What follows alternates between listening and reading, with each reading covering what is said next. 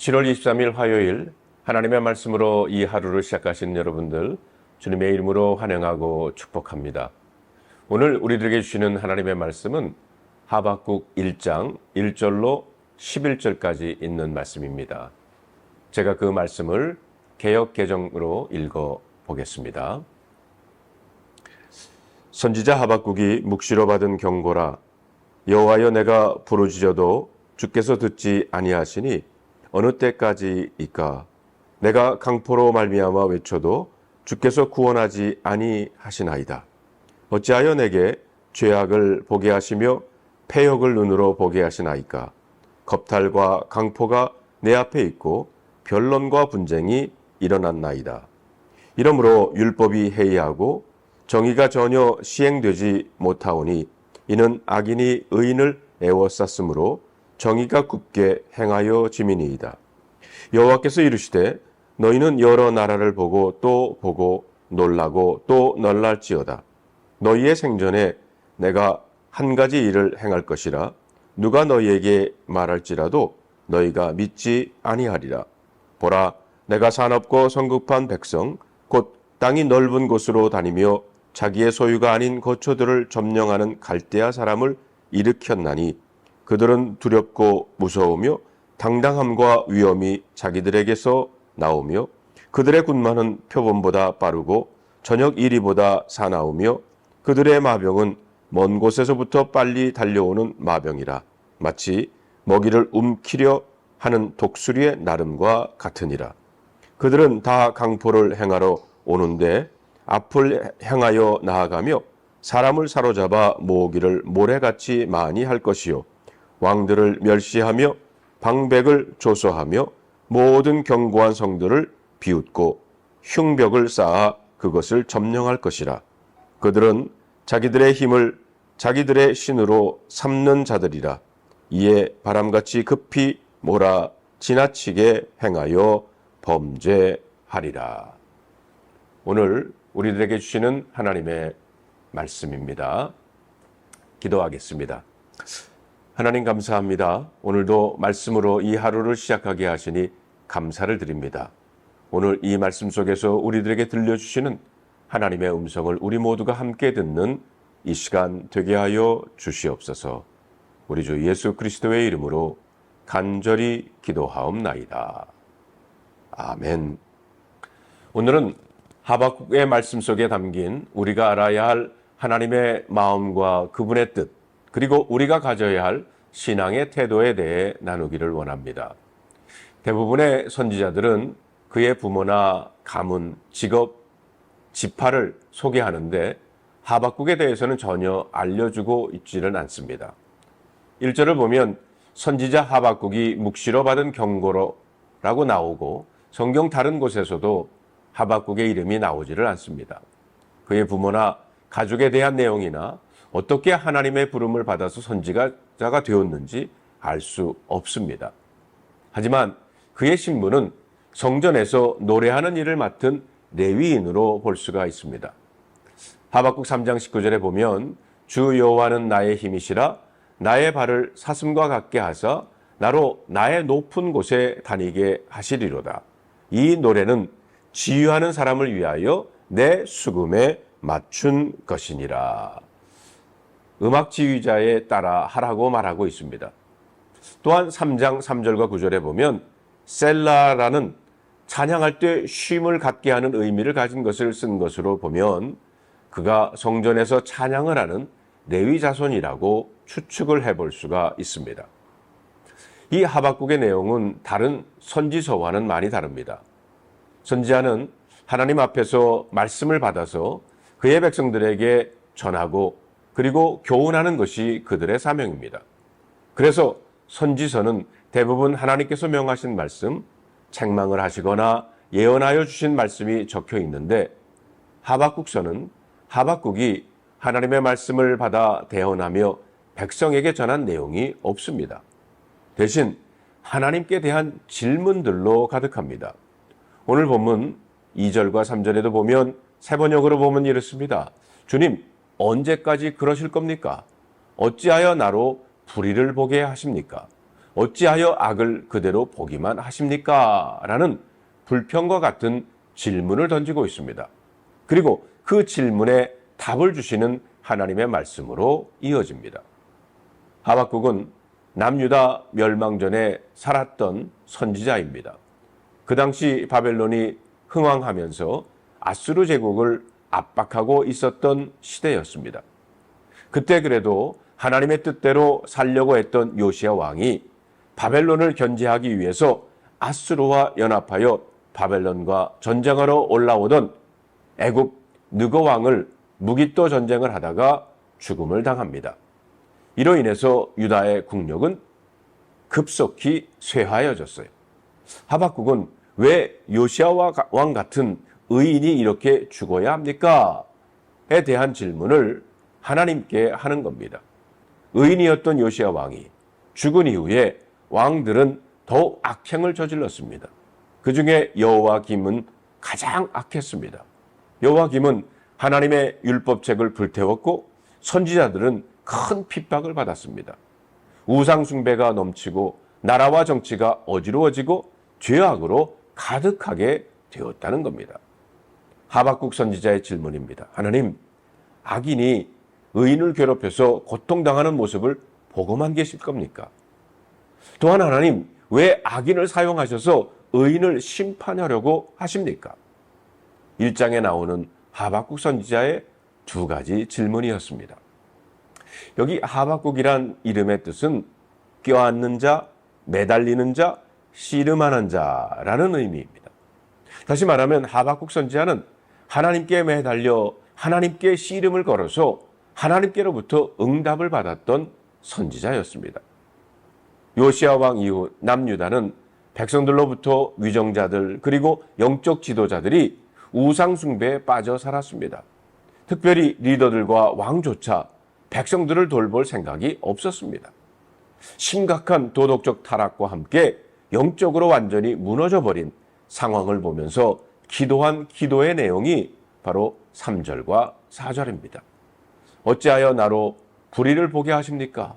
어찌하여 악을 그대로 보기만 하십니까? 약탈과 폭력이 제 앞에서 벌어지고 다툼과 시비가 그칠 사이가 없습니다. 율법이 해이하고 공의가 아주 시행되지 못합니다. 악인이 의인을 협박하니 공의가 왜곡되고 말았습니다.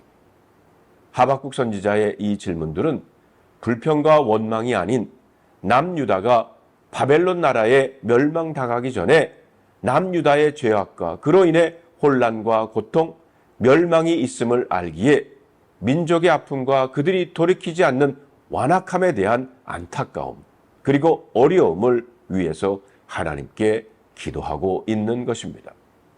하박국의 기도는 한두 번의 기도가 아니라 오랫동안 기도한 기도였습니다. 그런데 하나님께서 듣지 않으시고 응답하지 않으시는 것처럼 느끼기에 언제까지입니까? 어찌하여 악을 그대로 보고만 계십니까? 라고 불평처럼 들리는 기도로 외치고 있는 것입니다.